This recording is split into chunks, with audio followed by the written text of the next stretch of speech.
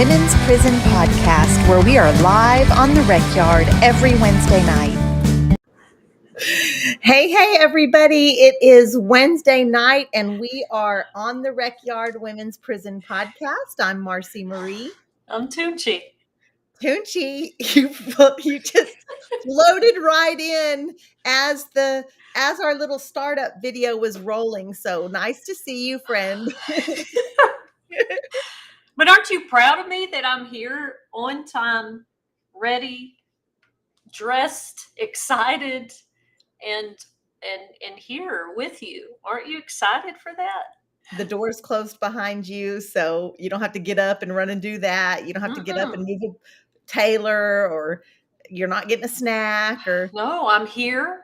I'm queer, and I'm ready to do it. Where's your coffee? Okay, so I'm drinking Liquid Death. It is carbonated water, and it's kind of helping me replace the desire for sodas. It's been really useful in that. Okay, well, and this is not a sponsored ad. If you would like to sponsor our podcast, please reach out to us. Liquid Death is so refreshing. Yes. Oh man, welcome in everybody. We have a pretty good lineup tonight. First of all, Department of Corruption's coming in hot, reminding me to remind you to hit that like button, hit that follow button. If you're not subscribed to our channel, please do so. Please share this live. You guys chat it up. This is an interactive show. Our show is about community and talking to you guys. We want to know what you're thinking. And I moved my camera tonight, so when you see my eyes are like, I was trying to be cuter, and I've messed it all up, and I can't go back now until next show. So this is what we're dealing with. You might be listening to us, and then you don't have to see me looking. They don't have to see the curtain kind of breezing like there's an apparition and a ghost behind you. Oh, we're so glad to see you guys. We're talking about what if we didn't have prisons? What would that look like? What would a world without prisons look like? And I think what kind of sparked this topic was the Federal Bureau of Prisons shutting down one of their facilities, one of their infamous facilities in California, FCI Dublin. And we'll get into all of that. I'm really excited for that. Before we get into that, and this is not smooth, girl, because I was not on the right page. Toonchi, let's do a weekly recap. Toonch, what did your week look like, honey? Girl, what did my week look like? It's just well, this weekend we had our local Lioness hangout at a really cool coffee shop. There was a good group of us there. I enjoyed that very much. I enjoy hanging out with everyone. Talked about reentry and did a lot of socializing. And then me and Lori went to go see Madonna. She didn't start till 10:30, and I was about to pass out. I said, Lori, I am fixing to go to sleep. There's some lady that was very drunk next to me that had to be taken out halfway through the show. And then the rest of the work week has just been me trying to cram anything in before I take off to DC this weekend for Just Leadership. Oh, I'm muted, but not now. It's been busy already this week for sure. And I saw the pictures from you guys' Central Texas meeting, and it looked great. It had a good turnout. I'm so glad you had good conversations and came up with some game plans and solutions for your area. That's really exciting. I'm trying to think what my week was. I don't even know. This is so ridiculous, but I am going to DC. Brittany gets to go next week. We're super excited for that, for the Free Her conference or rally. And El Paso is, remember I told y'all last week how it got all crazy and I missed my flight and then I Because the didn't calls. go. So they called this week and needed me on Tuesday, which I'm supposed to be going to DC on Tuesday. And we were like, looking at flights and craziness, and it was going to be like me leaving Tuesday night and them flying me to DC and a 13-hour layover at Oh my my God. airport here. Like, it was such a crazy mess, but we finally figured it out how to get it done. Me and the awesome lady at the public defender's office there. And then they called today and they're like, we're so sorry, it's not going to be this week, the judge pushed it back a week. Woo! Thank you, that's wonderful. Right. Don't be sorry. I mean, it was just so just kind of planning with that. Hey, y'all, my sister-in-law is about 33 days sober, and she's been on like 5 job interviews so far, and that's my nephew's mom, and she's just doing real well. Major shout out to her. So we've been really just trying to support her, and that's really what we've been going on this week. So Well, tell everybody what the Free Her rally is. They might want to know what that is. That we will be there together. we For will be that. there together, and just for that about 10-hour span when Brittany thought she was going to be in DC without me and she knew you were going to be there. She was really excited, almost too excited, frankly. Because she knows that her and I live our best golden lives. Yes, it was going on. It was going on. A lot of people are answering our question in the chat, and I do want to tell you what the Free Her conference was, or the Free Her rally. So, Shamika, we're going to get right back to that, answering that. But so it is by the National Council of Formerly and Currently Incarcerated Women and Girls, and I might have jumbled up their name, and shame on me if I have, because uh, they're a huge group, an advocacy group. However, I'm just kind of stuck here in my little statewide stuff, and so I don't interact with them a lot, and I'm just now learning about them, and they're powerhouses, man. They're a massive organization, and this rally is a huge, hundreds and hundreds of people in DC, a march, and then a rally. They'll have some speakers, and you chime in anytime that you notice I'm fumbling this up. I swear, sometimes I've hoped that people don't think that we're drunk when we come out here. No, it's just honestly, Oh my God, if we are we so we're recorded at like 6 a.m., you and I would be on point. we really would. Neither one of us operate well in the evening time. Like after we've been in meetings all day, it's over. It's over with. It's done. But no, you're doing a good job. They do have a very long name, but they are the national organization that works on incarcerated girls and women's issues. Now, what they will tell you, and you can read on their website, is we don't believe in reform. We're here to abolish prisons. So they're very they are exactly what we're talking about tonight. Their approach is no reform, it's abolish. And their Free Her national campaign is just that, ways to talk about advocacy, awareness, and shifting public opinion away from incarceration into what is very dear to us and our mission, which is ending the incarceration of women and girls and closing jails and prisons. So it's a big national campaign that everybody will be there celebrating and raising awareness. I'm super excited about it. Be really cool. Yeah, it's going to be a good time. Their website is flashing underneath. What is that? Is that the statement, or is that their website? That's the Free Her page that talks about the Free Her campaign. Let me give you their overall website here. Well, you guys just cut off that Clemency Works for the overall website. You want me to do it for you? I'll do it. Yeah. So you guys can visit their website and see what they're doing on a national level. They're doing important work, and their statement behind the closing of the FCI Dublin women's prison in California is kind of what sparked our topic.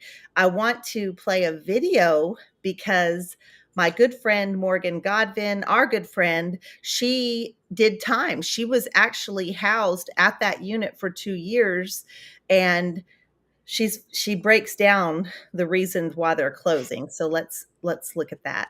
You tell me if you can hear it and everything. If you can't, The correctional officers at FCI Dublin, a federal prison in the Bay Area of California, where I served 2 years of a 5-year sentence, were so incapable of stopping to SA the women in their custody that the entire prison is closing. So far, 8 employees of the Bureau of Prisons, including the warden, the chaplain, and 6 COs, have been indicted, and yet I know that there are even more.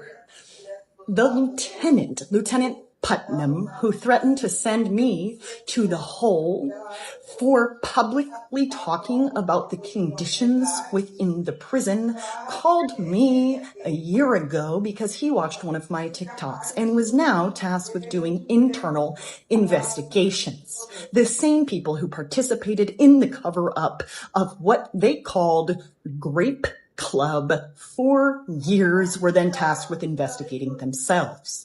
The former director of the Oregon Department of Corrections, Colette Peters, took over the Bureau of Prisons under the Biden administration. The culture is so rotten to the core. When you talk to women who did time there in the 90s, they say that nothing has changed, to the fact that they are actually closing this prison. And the problem is there are very few women's prisons. So now these West Coasters and Mexican women from Tijuana and Mexicali are going to be sent thousands of miles from home and never be able to get a visit because they can't stop raping people.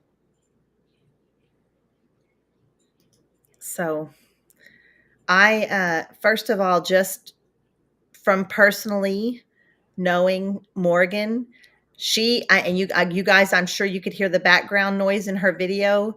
She stopped what she was doing. When she saw that wasn't some scripted TikTok. She stopped what she was doing. She put a backdrop up and she recorded her video. And then the way that she was speaking, she's pissed. And rightfully so. Yeah. And rightfully so. Morgan's a very gentle, very laid back soul, and to hear the anger in her voice shaking with rage. I mean, Marci. They had to close an entire federal prison because they could not get the staff to stop sexually assaulting the women in their custody. Yeah. How bad must it be that the only other option is to close the facility? And I really, I love that we're going to the Free Her rally with the National Council, because they had a bold ask this week, which was to give clemency to all the women in that facility. They have survived torture. Don't punish them more by sending them, like Morgan said, because the federal prison, they try to put you close to in your area, but you could be anywhere in the country. So they're going to send these women even further away. Don't punish them anymore. Send them home. And I feel like that is the right answer. And it leads into the discussion of abolition, right? Closing facilities, ending the incarceration of girls and women and all people. And that is a bold ask, but their statement and what Morgan was saying, these women, it was spot on. They're going to be harmed even further. Now they're going to be moved hundreds of miles. Not, in Texas, our prisons are spread out far, but we're not 20 hours from our loved ones, and now we're talking about quite literally could go all the way to the East Coast. Well, Yeah. I feel like it is, it's still a punishment. They're still being punished. It is, because what do you and I talk about? What are our friends always talk about? How do you punish the women on the inside when they report something? You move them out of their dorm, you move them out of their job, you move them away from their community, right? That's the ways that they used to punish us, a very informal, quiet punishing. And so to be moved and transferred, and we've talked about a lot of this, in emergencies, is an absolute shattering of your mental health. So these women are already literally surviving day to day sexual assault, and now it's the informal punishment of transfers and moving and being moved away, from the women. See, because now that family unit, because I can only imagine, well, I can't, I know, because in the Texas prison, in the youth prisons, we were bonded to, you think that our group is bonded, that group of girls I grew up with, one of them could call me today. You know what I mean? And so, because you're surviving something really intense, and horrific together, and then to suddenly be ripped away from each other, not just your family that is close by, but each other, into these far-flung areas. And I just, that's not the answer is closed prisons, right?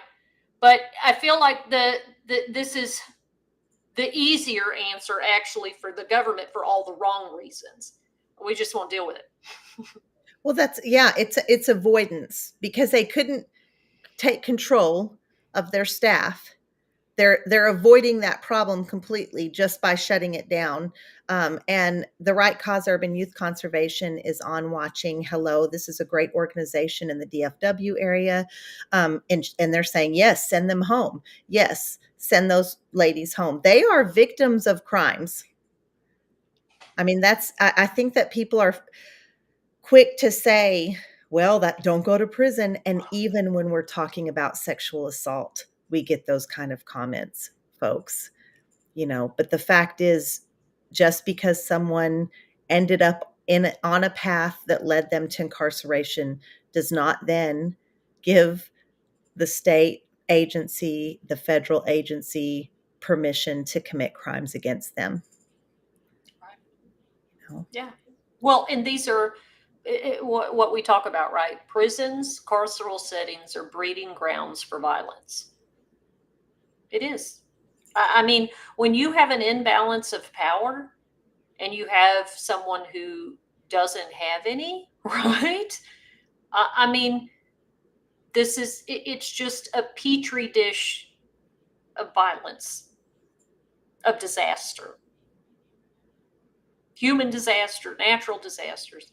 And this is a prime example of it. I mean, we see it in our own systems here, in our adult prison, but certainly in our juvenile system. I mean, just decades over and over and over and over, and we just refuse to get rid of it, because the word abolish is so It's far scary. left, scary, whatever, liberal, and it terrifies people, and to not embrace it, to me, is lazy, right? Because we can as a society envision a new way, a creative, healing way that balances accountability, with restorative justice. Well, how lazy and simplistic and crude and elementary of us to rely on something that fosters and breeds shit like this. Rebecca says, she's watching on YouTube. Thank you for watching. She says, I can never understand how it is that the children of prisoners, incarcerated individuals, do not have the right to communicate or see their parents, that there's no government obligation to facilitate kids seeing their parents. And that's just another way. That's Right. another way that prisons harm our communities, by tearing apart families and not actively working towards making sure that those bonds stay intact or grow stronger even.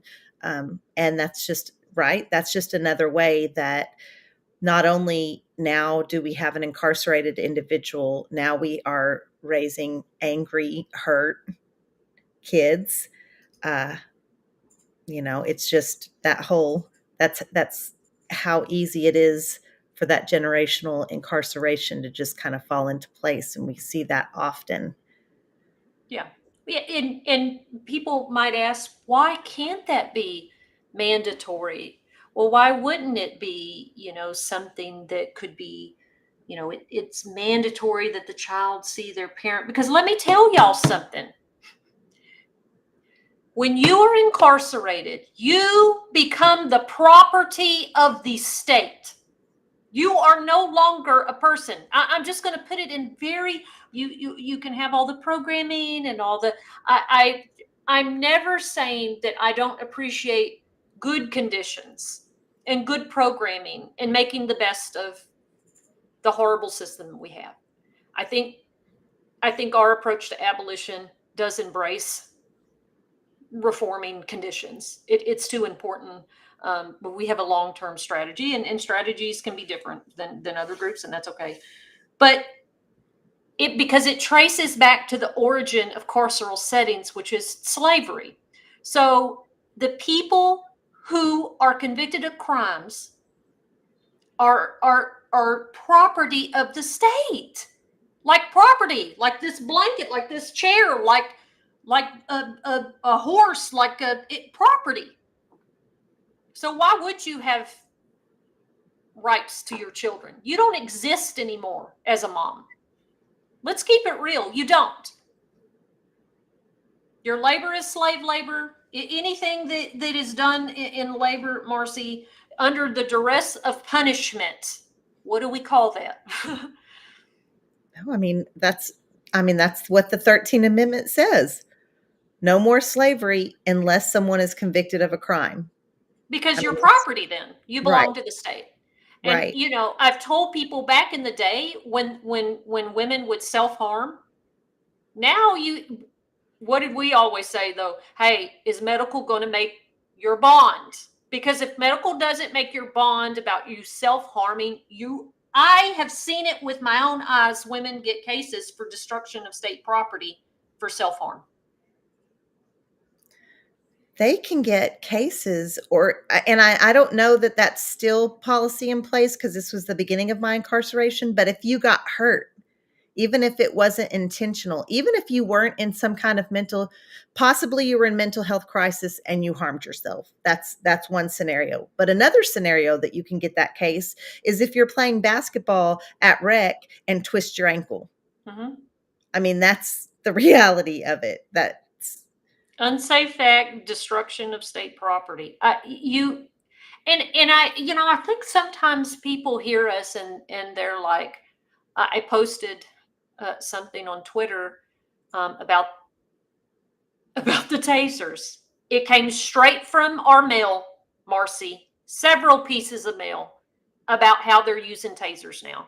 And it sounds inflammatory. It sounds fantastical. What was reported to us as an advocacy organization. But there's no doubt in my mind that it happened. No. There's not. And people get mad and they're like, oh, y'all are, it's like just this, it just can't be. It just can't be like that, what you're saying. Yes, it is. Well, it's hard for people to hear, Toonch. People don't want to believe that in this day and age, in this progressive country, that these kind of things are happening. People don't want to believe it. And it's easier to blow reports like that off. But the fact of the matter is, not only is our organization made up 100% of formerly incarcerated individuals, but we have 300 plus members on the ground, so to speak, behind those prison walls right now that stay in touch with us. And when we're hearing the same reports from 15 different people in different dorms, in different pods, about an incident, the incident freaking happened. We don't take one letter that maybe somebody was having a bad day, or maybe somebody has a bone to pick with somebody. We take every letter seriously, but we don't go with one letter and run with it. But when there's several, we know things are happening. And in the same point, we get letters about conditions of confinement across the state. Every single unit that's not air conditioned, we heard from our members all summer long last year about people dying, people passing out, it's happening, but people don't want to admit. It's hard to admit that we're here letting that happen. Yeah. And so then that's the block, the first block to prison abolition work, to shutting down jails and prisons and envisioning a new way, an effective, meaningful way to talk about and deal with violence and mental illness and addiction and all the things that get thrown into these horrible places instead of, being effectively treated. And until you can see that, until you can see the people in those cages and buildings and concrete buildings that are 130 degrees, or the woman that's getting tased because the warden said, tase that hoe, right? Taser, just, how, baby, if they're not using chemical agents anymore and they're using tasers, and now you ain't got to clean up that chemical agents, I can see it popping off all the time, right? Because we're property. And I saw something else that the prison posted. It got under my skin, Marci, because we've been doing a lot of work about emergencies and how that affects our mental health, especially as women. And they, remember the fire? Remember the fire last year? It was real bad at one of the men's units. And they said, but with all the help, they saved the facility and we're working to restore the clock. And I was like, this is what I was talking about when I said that I felt less of a human being and that furniture and livestock was more important to me, because this post was celebrating that they saved the facility, not the people, the facility and the historic clock, because those buildings mean more to them than the fucking people inside of them. And that's the truth. Go ahead. No, I'm just thinking how that extends out into our society, because so many folks out here have this mindset, this very black and white way of thinking, that if you go down this path, if you find yourself on this road, and it doesn't matter what put you there, it doesn't matter that your mother sold you to a drug dealer at 5 years old and you lived on the streets as a teenager and have mental health. None of that matters. What matters is, you ended up committing a crime that landed you in prison and now you're disposable.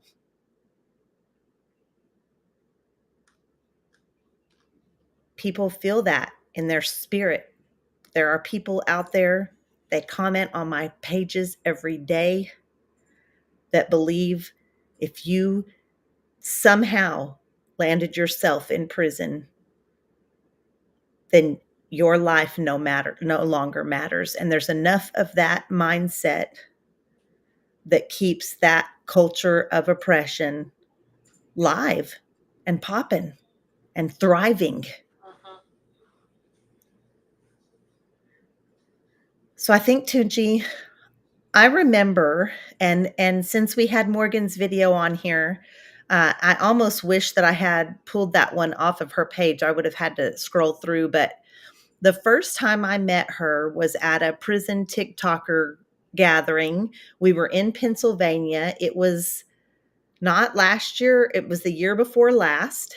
And she said, I think she did a video and it was like, I think people think because we're on here talking about how bad prison is and how much needs to change that they assume that we're abolitionists. and she passed the video around, is like, what do you think? Are you an abolitionist? And the majority of the people in that group who had been severely harmed by the prison system were not, because the question is, if not prison, then what?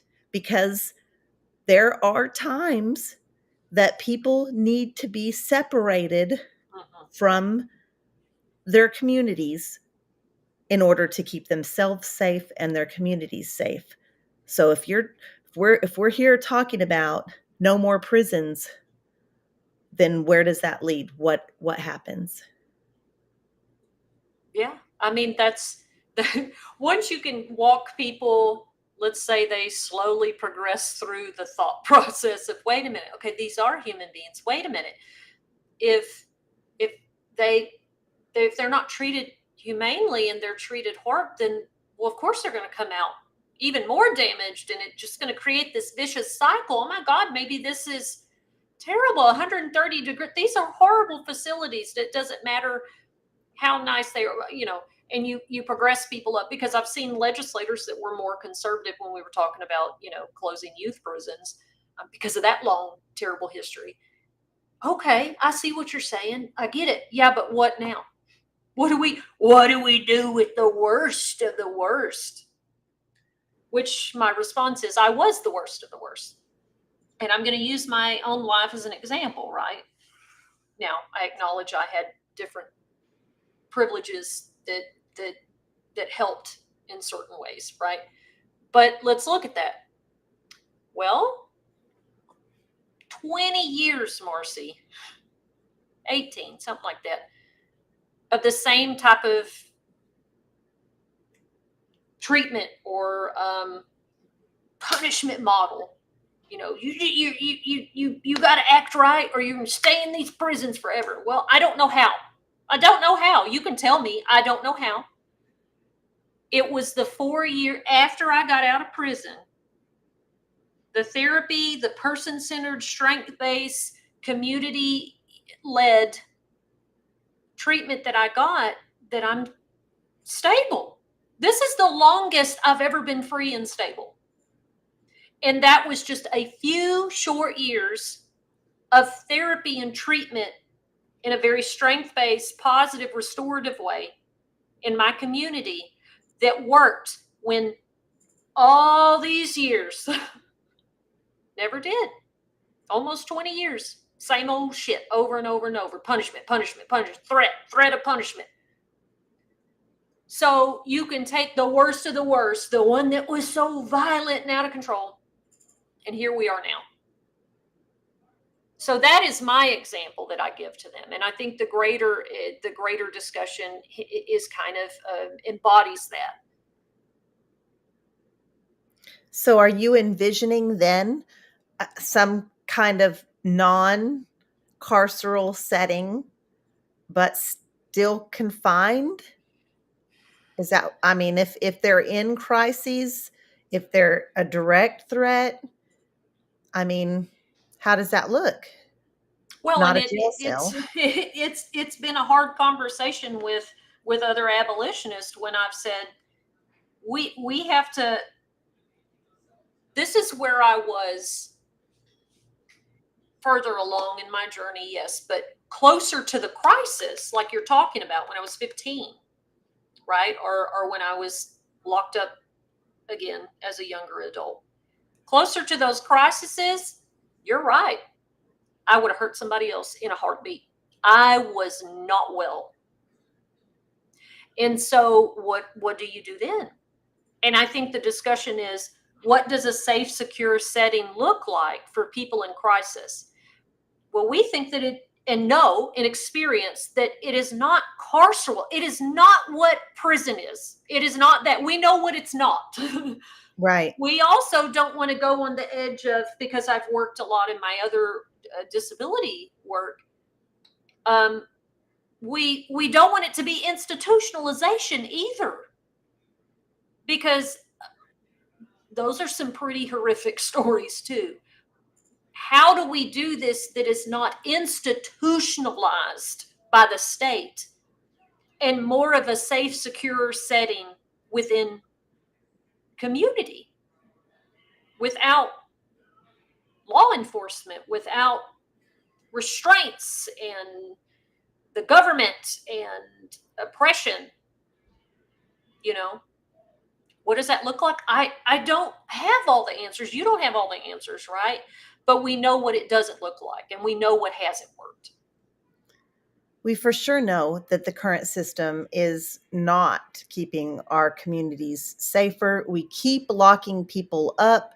Our crime rates are not going down. If prisons kept communities safer, then the country with the highest incarcerated population per capita would have a very low crime rate. And that's not factual at all, right? That's not what's happening. Right. Well, I mean, honey, if the death penalty was the deterrent, we'd have no crime in the state of Texas. It has not worked. And you know, there is this, I don't know what the psychological term is, but have you ever seen the Money Pit? It's an old 80s movie with Tom Hanks, and I I find it have very seen the Money Pit. it's so cute and funny, but there's a psychological premise to that. It is a real thing that the more people invest in an idea and a process and the more money they put into it, it can be an absolute duke fest. Okay. Like, oh my God. And they just pour more money into it. They pour more money into it. It's like my dad was restoring an old, like 1940s car one time. And I remember him finally saying, I'm so tired of this piece of shit. Because he just kept putting money into it, but he could not stop, because there's something about it's what we do in our bad relationships, right? We just keep trying harder and harder because I'm already invested. And it's really hard to get human beings to pull away from that, even though it's a money pit. Well, for Texas example, just being a very punitive state, we have sold our citizens on the idea of this tough on crime state, this tough on crime, big punishment is what works. We've lied to the population and told them, this is what needs to happen and needs to happen. So then it would really require, the state coming back with their tail between their legs saying, well, as it turns out, harming people further and traumatizing them, it's not working, and that's not happening. Oh, right. Well, because like you're saying, is the state, we see it when people's cases need to be overturned, and it's clearly an injustice, and the state made a mistake. Okay, well, you made a mistake. Correct it. And they just dig their heels in, right? Because I don't want to be wrong. I've already invested. I'm not going to shake my reality, my paradigm. And it's like, I feel like society and citizens would respect the government more, the state more, if they were accountable and clear and honest, right? Like, it's the same difference if I hurt your feelings, which has happened. I'm sorry, right? It's very different if I know that I've hurt your feelings, I've made a mistake with you, and I'm like, oh well, God, and here's why I did it. And you should have done this. You shouldn't have done that. This. Right? Yeah. If you had it's okay. All those ladies in FCI Dublin that were getting raped, sorry about your luck. Shouldn't have gone to prison. Right. Shouldn't have gotten arrested. Randolph Adams, I see you in the comments. I love you. Thank you for being vulnerable and sharing that. I'm not posting it on here because I'm not sure that you want that on the big platform, but I see you. And Rebecca says the money. And we do know that prisons are big business. There are lots of large corporations making mega bucks off of the prison industrial complex. Sure. The state itself, right? The state itself. And so it's an industry. It is just that, And I just think that I remember when I feel like sometimes I'm that old man in the room that tells the same story. It's like, oh, here goes Grandpa telling that story again. Old Pappy. Oh, Pappy. Here go Pappy too. Here we go. No, but I just remember testifying against a youth justice bill that would have slowed down the kids going to the youth prisons. They're terrible. They're pissing in jars. This will slow them down going. And I said, this is the best Texas has got. This is the best we can do. And we know all this horrific shit is happening. Wow. It's not good enough.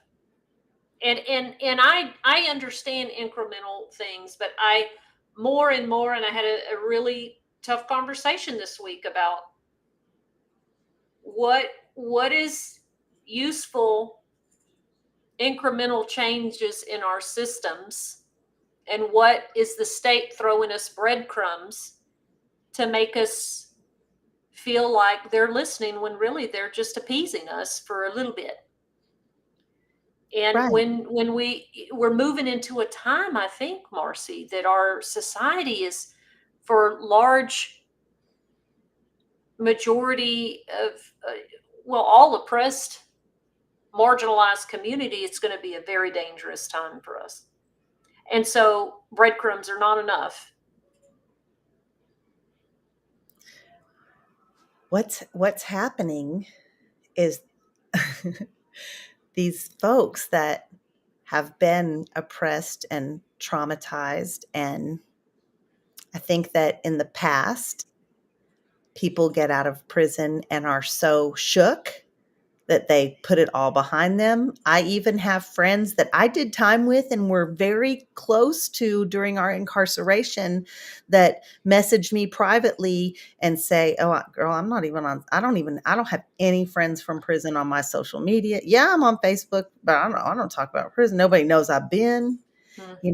We'll get to advocating for a certain thing and I'm like, "Oh, this one person I know went through this very specific thing and I need to get her and maybe she'll tell her story." She's like, "Girl, I don't want people at work to know I've been in prison. I'm not doing that. I'm not. I'm not." And then I even I don't talk to anybody from prison. Like, I'm just messaging you because I see you, girl. Good job. But I don't even talk to anybody. All that's behind me. Because it's really hard to face very traumatic things. So what's happening now, we're starting to empower each other, men and women, and on the inside, something's got to give, Yeah, I mean, I think you're right, and if you're going to throw breadcrumbs at us, then we're just going to ask for everything. I don't know, maybe that extremity to the state will make other people sound more moderate. Maybe that's a tactic. I don't know, but advocacy is not just about what can you actually accomplish. It is for what it does to you. It's for what it means to you, right? Because Yeah. I mean, in our state, there's so little that I feel like currently we can do. So the payoff then is what it does for us internally, to our spirits, to the people incarcerated spirits. And no matter, it lessens the roughness of the road, those coming behind us. That even if we're taking a lot, and goodness sakes, the people ahead of us that took even way more, there's something to that too. Well, you talked about our organization in particular. Yes, in our mission statement is to end the incarceration of our community, which is women, girls, and gender expansive individuals, because we have to fine tune that so that we can be most effective. We don't believe men belong in prison either, but our particular group is that community. And then it also is to end the devaluing, right? So you talked about what is it before then? I mean, prisons aren't going to shut down next week, but this summer, prisons aren't going to shut down this summer, but this summer people are going to be roasting and having heat-induced seizures and passing out and losing their lives in Texas prisons. So what do we do until then? Yeah. Well, I mean, we have to work on those things that feel reformist. And, I understand the idea that I don't want to do anything to bolster the system and to make it a more well-oiled machine, right? But what I do know is, like you said, being in Texas for sure, hobby's not going to close down in 2 years. I mean, what a grand vision for one day, right? But Lane Murray's not going anywhere this summer. So I think, though, our advocacy as abolitionists,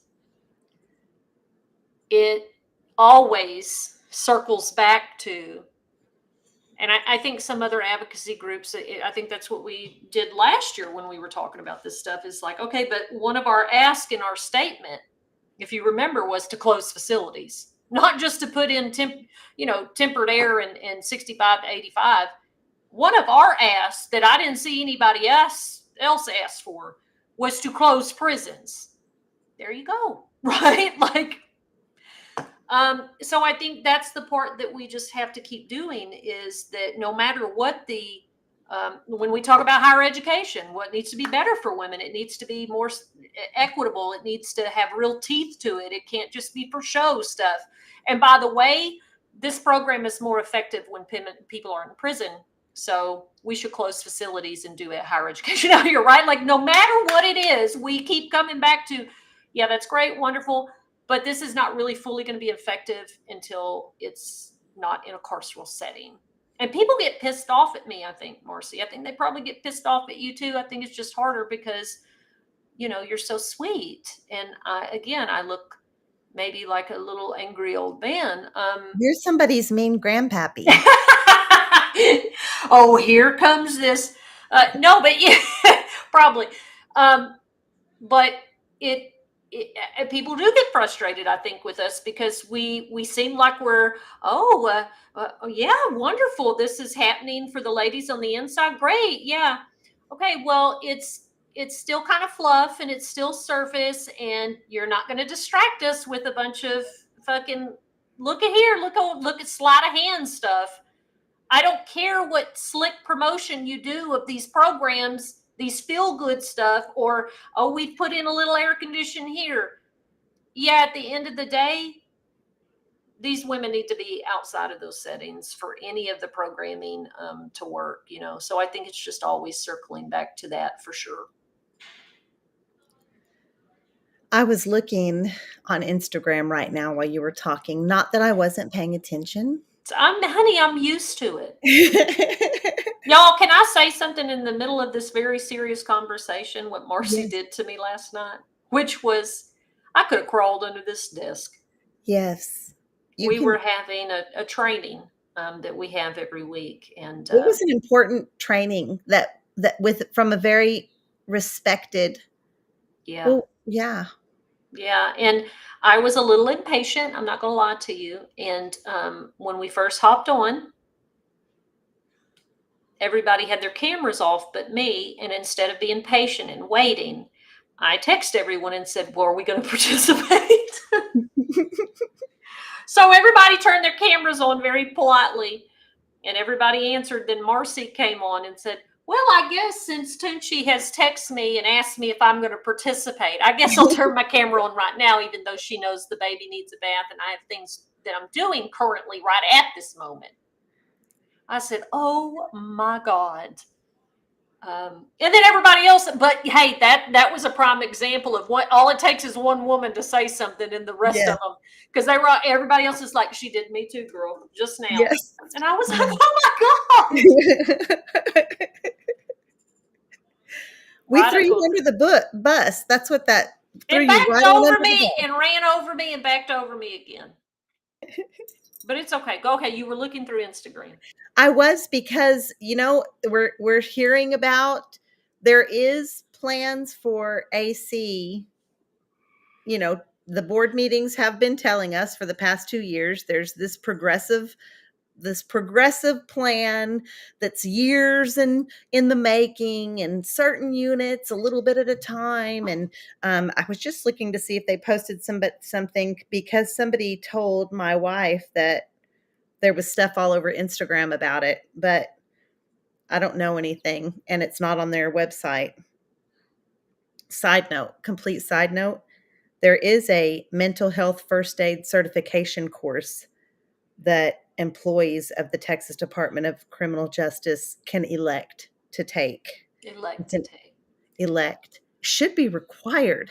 Girl, I feel like all them people need therapy.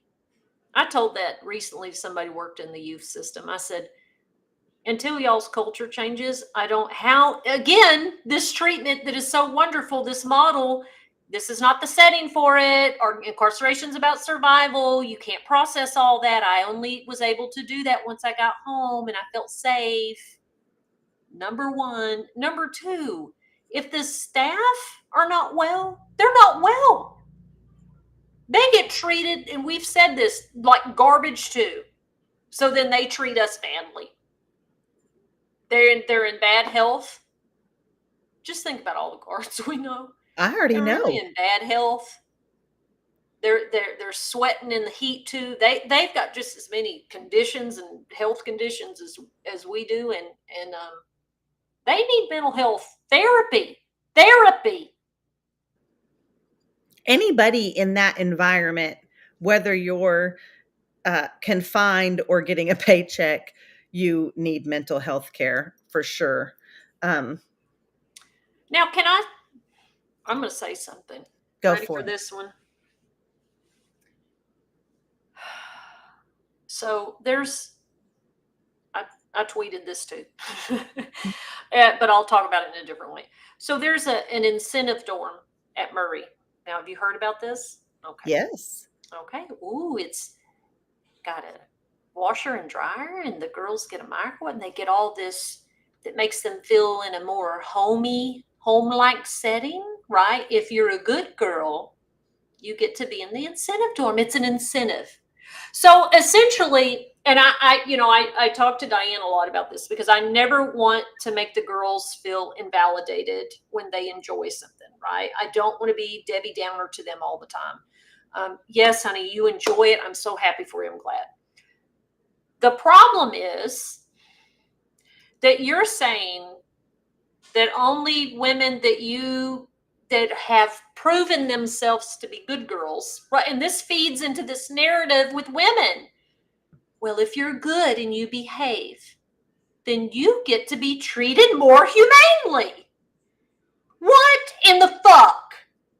Right? So that's my problem, number one. Number two, Marci, this was paid for and furnished by ministries. Lots of money. So we're doing that, but people need health care and air conditioning, and people drop dead of the heat. But we spent money on that. You allowed the ministry to spend money on that. But when ministries and other organizations have even actually offered to donate money to put in air conditioning, we won't do that. And also, our trans brothers got kicked out of that dorm. So what are these? I just can't think of anything useful in these settings that we have been incarcerated in, other than the community we built with each other. Right? But I feel like, well, we could build community with other women freely without trauma, right? We were in that training, and not to cut you off, but I did cut you off, and I apologize. We were in that training, and the facilitator of the training was talking about her ancestors who were slaves, and how she tries to, that's one of her grounding mechanisms, is that she pictures herself back, like she travels back in time in her mind and tries to be in tune with her ancestors. And she said not only the bad stuff and the stuff that they endured, because that's overwhelmingly amount of horrific things that they endured, but she said, but I also know that they had joy and community, and I know that they laughed sometimes. And I think that no matter what oppressive conditions come from the outside, humanity is always going to find a way to come through. Yes, right. Mhm. Well, I mean, Viktor Frankl says it in Man's Search for Meaning. He says, meaning, when you find meaning in life, that's when people lose the will to live, they lose meaning, right? But if you never lose touch with meaning, you'll always find a way. Even in suffering, you can find meaning. He said, but hear me out. The most meaningful thing to do is not to have the suffering, right? So it's like, I appreciate the bonds that we had, but we would have been served better if we could have created these bonds and been allowed to create these bonds outside of that horrific setting. Yeah, absolutely. 100%. And it's not fair that we had to do that in there. Sorry, go ahead. No, you're right. You're absolutely right. It's not fair. We have a question about, what about the camps, like the trustee camps?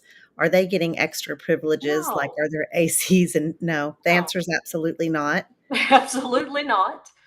Let me tell you what trustees, you remember, baby, I used to say, well, I've got an aggravated charge, so they never going to try to give me my trustee. But I knew women that would get on psych meds just so they wouldn't be forced to be a trustee. Because all you're going to do is work harder and more. Work like a dog. The only privilege you're going to get is to go to the store more often, and all your visits are contact. What else are you getting? Because a lot of, like Mountain View, our trustee, we had a dorm. They weren't outside the gate. They lived in here with us. Mhm. There was no privilege. Lane Murray too. In fact, the trustee dorm was behind an extra security gate. So you coming back in 110-degree weather outside carrying your commissary bags, you had to wait at 2 extra gates to get in the door. And I remember thinking to myself, this is privilege. This is the privilege of being a trustee. But I also remember the laws coming in looking for workers, because it was a mixed dorm. It had people that didn't necessarily have their trustee band, but had excellent disciplinary history, right? So it was the good dorm. And I'm in there, and for those of you that think I'm a goody two shoes, know that I wasn't always there. I would make myself down. I made my way down and made my way back up and down and back up. But anyways, I had my trustee band on at the beginning of my sentence, and the laws come in looking for workers. And my friend immediately she did her hand and slid her band off. And she's like, girl, you better hide that band. I said, what? She said, they're fixing to have you go out and they're fixing to work you like a dog. You better hide that band. If they see you with the yellow band, they're fixing to pull you. And so I'm like, I didn't, my band wouldn't come off. So I was like trying to hold it and hide it. And everybody was scattering, that people were going to their bed acting like they were asleep. Like that's how, but I also remember about having that band on. Anytime I have my yellow band on and I'm in the chow hall and I see my friend and I'm like, oh, you want to do that with that yellow band on? Oh, we got a yellow band doing this. And the first time that I caught a case for hugging that girl, I got a sex case for a hug, not an intimate hug. Hugging the top of someone's shoulders. I got a sex case. And I remember that lieutenant coming up, and Lieutenant Rollins, and she said, ooh, we got a yellow band with the sex case. Ooh, I can't wait to cut that yellow band off. And I remember when that band was off, I was like, good. I felt like it was a target. It was. Yeah. It was. And they would convince you, again, a system rooted in slavery is that it's work will set you free. Girl, they had us so brainwashed that we were fighting over what jobs we could get. I can't. We were getting mad at each other over what position on the damn field squad to work in the fields. It's a psychological thing, right? And it It worked. is. I was And in it. that's what those places. I loved when we met with our little parole work group at the TABP office, several of us, and we watched a film Brother Rob had us watch. It was really interesting, sparked a lot of good conversation. And Jorge said, and one day maybe we'll have Jorge on here to talk about abolition, because he'll go hard. He'll go hard all the way. And that is Jorge Ronaldo. Ronald.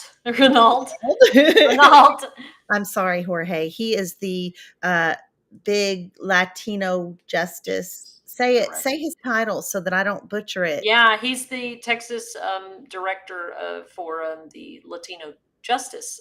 It's a huge advocacy organization, and he's been in the fight a long time. Did a lot of time, and he's a character. We should have him on here sometime. He can articulate abolition better than anybody else I know, but and he talks about that. What does it mean to be accountable personally and collectively? And but he offered something really impactful, right?